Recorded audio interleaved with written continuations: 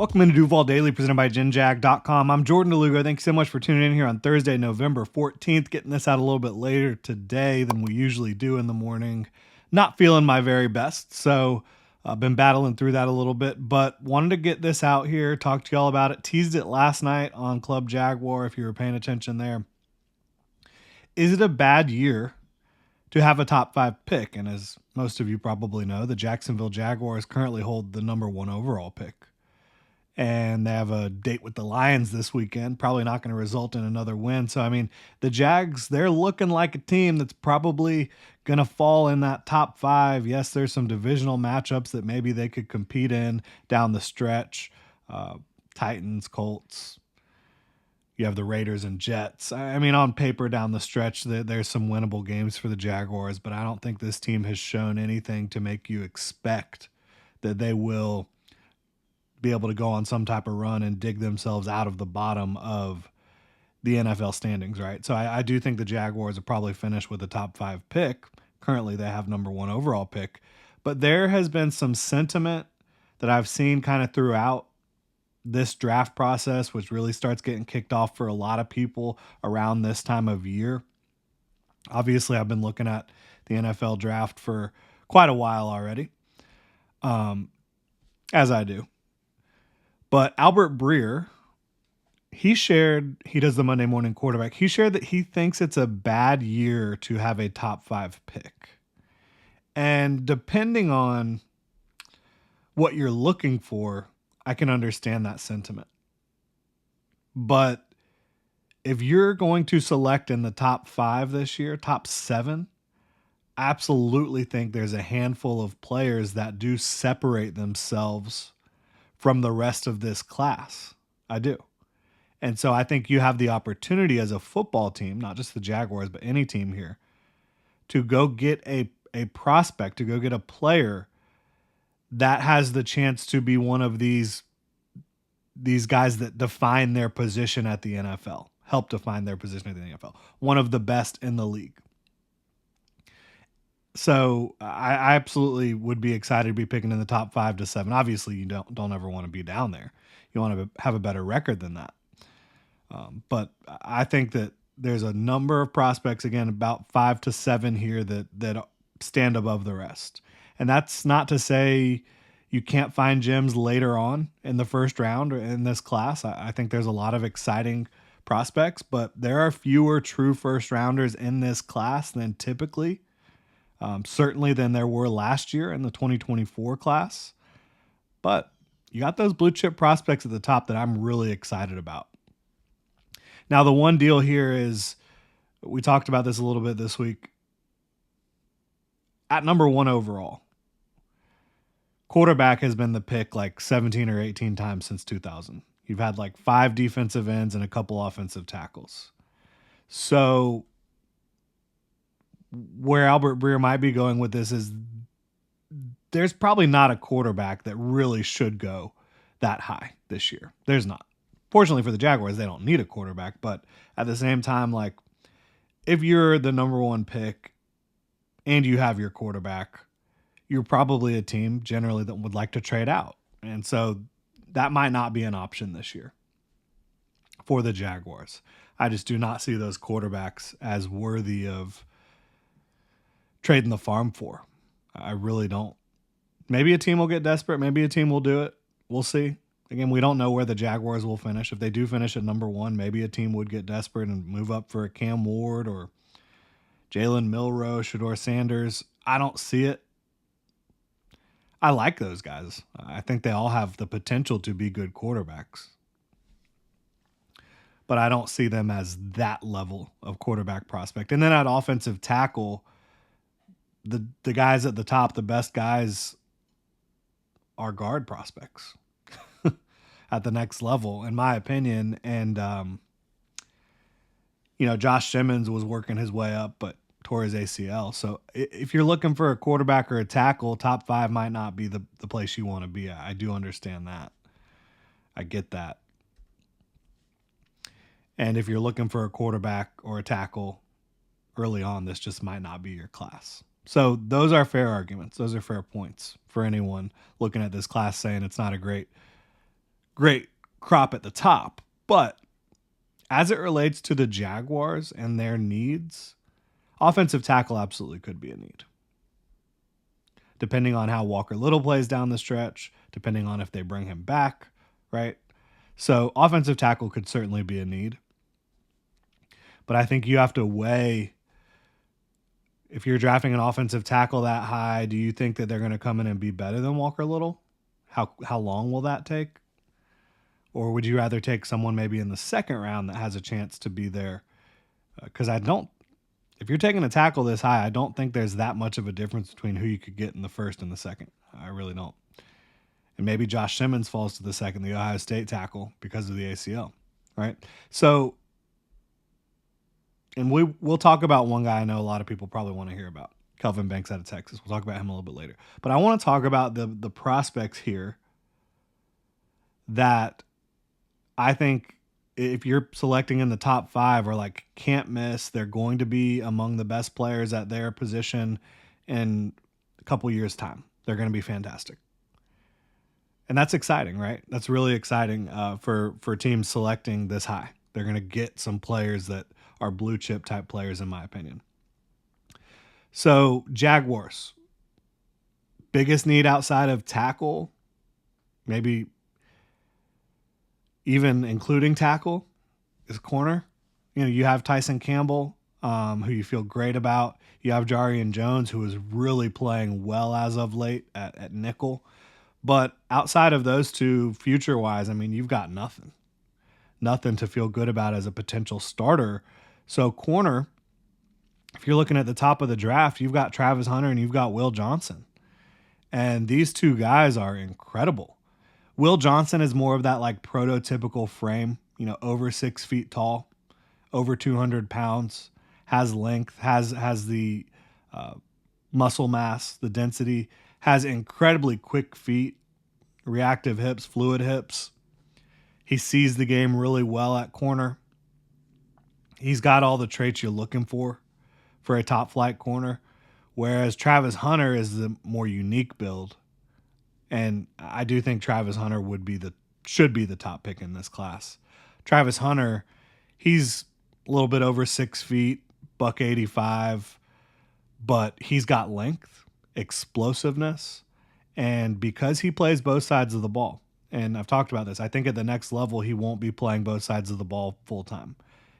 I think probably cornerback will be his designated starting spot, and then wide receiver will be the role that he just kind of has a few packages or snaps a game. You try to get him the ball or use him as a distraction, a decoy, which it's really difficult for me to say that because I think he's fantastic at both positions, which again is another reason why I just think great year to have the number 1 overall pick to go get Travis Hunter, because he has rare football IQ, football instincts, ball skills, unbelievable hands.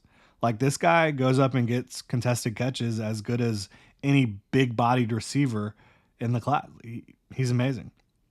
And the way he sees the game at cornerback, because he plays receiver, is really special. He can bait quarterbacks into some horrible decisions and make them pay a lot more often than not. And he plays a lot more physical than you would expect for his size. He brings it. He absolutely does. So I do think Travis Hunter as a corner is an amazing prospect.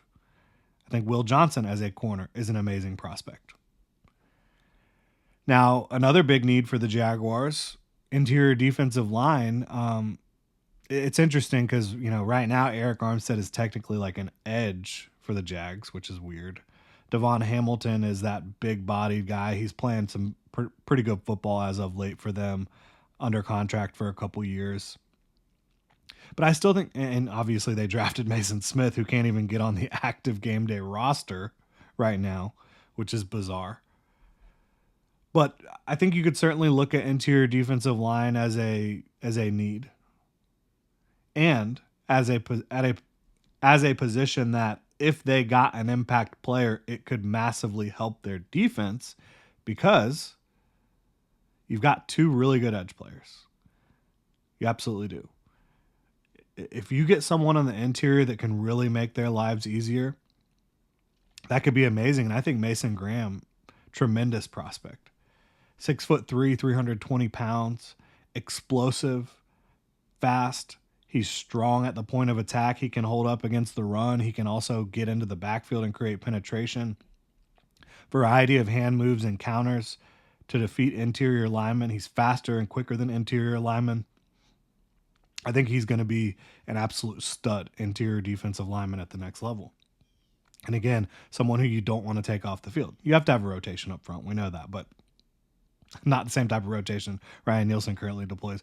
But interior defensive linemen aren't going to play every play. But Mason Graham, as long as he's got his stamina up and ready to go, you want him on the field every play because of the impact he can make in all the different variety of situations that the defenses get into.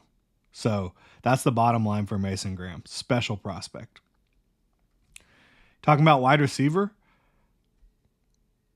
Travis Hunter. And I do like Tedero McMillan. I like Luther Burden. I don't think either of them are that level of prospect. We can talk about them a little bit more down the road. I absolutely think Travis Hunter is the best wide receiver prospect in this class. Unbelievable ball skills. The way he can create separation with and without the ball in a flash is truly special. I think that he's so instinctive when a quarterback breaks contain, knowing where to be, knowing where to go to create an opening to help his quarterback. I love that about him. He's grown as a receiver with his release packages off the line. He can create separation down the field. You can hit him on screens. You can hit him on all the different end breaking routes, crossers, deep overs, and so competitive at the catch point, so explosive and fast and athletic, quick, really quick feet. My kind of comp for him as a receiver is Garrett Wilson, but more talented at the catch point. And Garrett Wilson's an absolute stud, right? So, yeah, those are some guys to get excited about. We'll talk about some more as well. First, got to remind y'all to check out Underdog Fantasy for Pick'em and a whole lot more. You can use code Duval Daily on their easy-to-use mobile app or UnderdogFantasy.com, and Underdog will give you a free pick to use on your first cash pick'em entry, plus up to $1,000 in bonus cash when you deposit. This season, Underdog is running a special promo or bonus almost every single day. Like profit boosts, you can pump up your winnings in just a tap when you apply the boost to eligible entries. There are tons of options for Jaguars at Lions. Maybe you want to look at some running backs. Take Bigsby. Maybe not. Only 2 carries last week. Maybe you want to look at Jahmyr Gibbs or David Montgomery to score. Underdog has vulture protection for your running backs to rescue your pick'em. That's Underdog Fantasy, promo code Duval Daily to claim your new customer special of a free pick and your deposit offer. Must be 18 plus, 19 plus Alabama and Nebraska, 19 plus in Colorado for some games, 21 plus Massachusetts and Arizona, and present in a state where Underdog Fantasy operates. Terms apply. Void in Colorado. Concerned with your play? Call 1-800-GAMBLER or visit www.ncpgambling.org. Arizona 1-800-NEXT-STEP. That's 1-800-639-8783 or text NEXT STEP to 53342. New York, call the 24/7 Hope line at 1-877-8-HOPE-NY or text HOPE-NY 467-369. Getting back into some of these prospects that I think make this a very enticing draft to have a top 5 selection. I think Will Campbell, not at tackle, but at guard, is a blue chip caliber prospect. There's a little bit of concern with his length, with his ability to operate in space against these guys that have insane speed and length. But you put him inside at guard, he's able to use his physicality, his incredibly strong base, his flexibility, and his grip strength to move people off the line of scrimmage, to create a great pocket and pass protection, to get on the move in zone concepts or, in gap scheme as well, pulling. I think Campbell projects as a blue chip guard, a type of guard that can be a Pro Bowler quickly in his career. So, talking about the Jaguars, is guard the most valuable position you can take there? No, I certainly think wide receiver, corner, even interior defensive line. These positions are more valuable than guard, but getting players, regardless of position, that can dominate where they're at and really upgrade your overall talent level is huge. And I think Will Campbell can do that. Safety. Jaguars definitely need safety help. And again, not the greatest positional value, right? But good teams take good players, right? And Malachi Starks out of Georgia is another one of these blue chip type of guys for me. Unbelievable in coverage, great athlete, great instincts.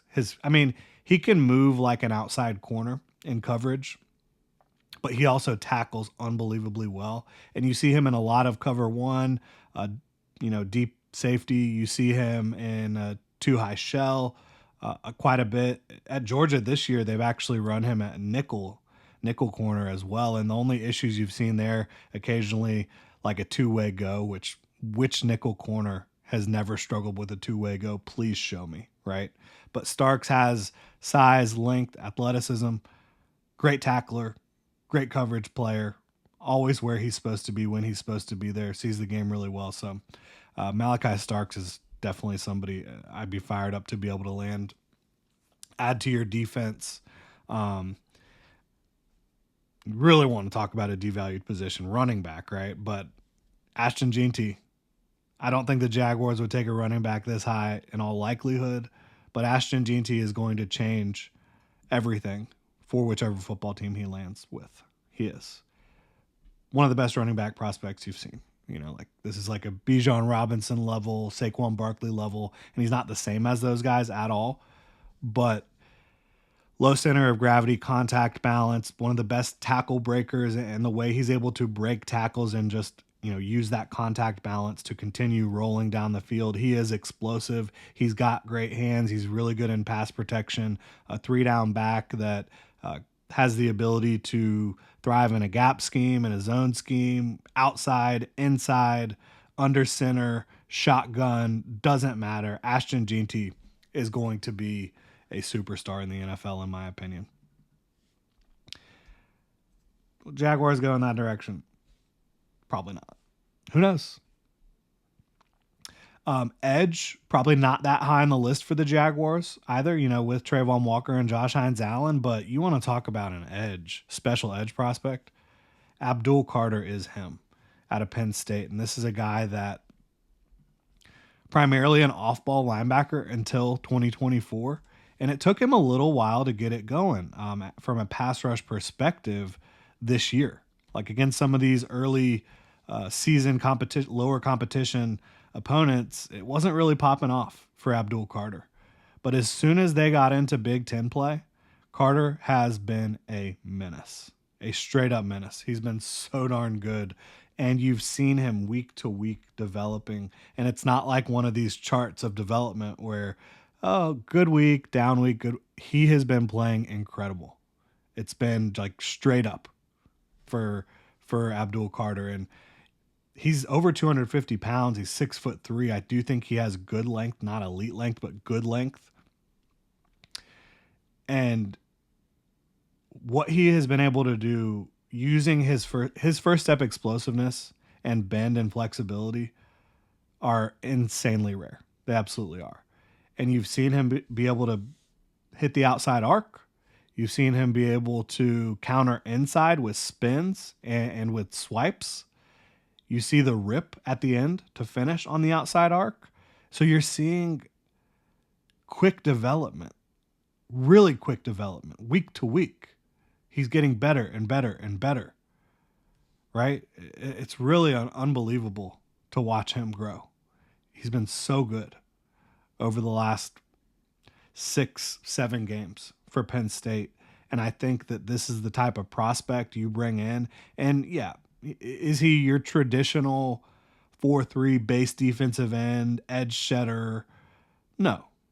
He's an attacking edge. And if you use him in that capacity, you're going to be so rewarded. And you can move him around the front as well. You can also drop him if you want. I mean, there's a lot of versatility there for Abdul Carter. But I think he's going to end up being a dominant pass rusher in the NFL. Now, I did mention Kelvin Banks, the tackle out of Texas. And from summer scouting, I was really excited about him. I still am as a prospect, but I think he's a guard. And there's some issues that were on tape last year that are still there that haven't been corrected, and they worry me a little bit. I think his balance, he's kind of falling and flailing a little bit too much, whiffing, falling off of tackles or blocks, excuse me. And I also think, average length, not great length. I also think somebody who in space, I don't think he has great foot quickness. And in the NFL, I think Kelvin Banks' issues will be magnified at tackle. I think he's going to be best at guard potentially, but he's got to improve at guard as well, or he's got to be able to improve his overall lower body strength as well, in my opinion, at guard. So there's some questions about the projection for me. So that's why I wouldn't consider him close to this range at this time. But again, this is just kind of a in-depth look at why I do think it could be a great year to have a top 5 pick for the Jaguars specifically. If you're quarterback needy, maybe not. If you're desperate to get that tackle in the top 5, maybe not. But everything else, and the Jaguars do have a lot of other needs. And again, this draft should be about adding as many guys that can really change their position for you, really upgrade what you have. And look, Jags have $55 million in expected free agent, cap space. They could certainly get to close to 70 million with a few cuts here and there. So it's not like you can't upgrade some spots before the draft, and they absolutely should and will do that. So I'm excited to see how it ends up playing out. I really am. Can't wait to see who's coaching, who's making decisions at GM or whatever position, EVP, whatever it may be. But whoever it is, they're going to have some great options for the Jacksonville Jaguars. Really appreciate y'all tuning in. If you enjoyed the content, please like, subscribe, hit that notification bell. You can also check out genjag.com/shop, pick up some new Duval gear, become a channel member here on YouTube. Y'all have a good one.